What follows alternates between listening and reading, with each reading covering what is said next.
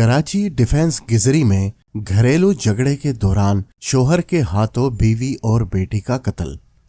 تفصیلات کے مطابق کراچی کے علاقے ڈیفنس گزری میں گھریلو جھگڑے کے دوران لرزہ خیز واقعہ پیش آیا، جہاں شوہر نے تیز دھار آلے سے حملہ کر کے اپنی بیوی اور بیٹی کو قتل کر دیا۔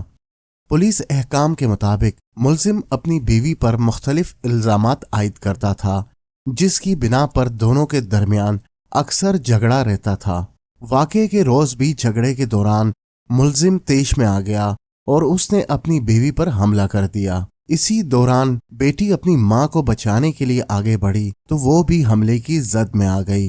شدید زخمی ماں اور بیٹی کو فوری طور پر ہسپتال منتقل کر دیا گیا، تاہم وہ زخموں کی تاب نہ لاتے ہوئے دم توڑ گئیں۔ پولیس احکام کا کہنا ہے کہ ملزم واردات کے بعد فرار ہو گیا تھا، تاہم فوری کارروائی کرتے ہوئے پولیس نے اسے گزری کے علاقے سے گرفتار کر لیا۔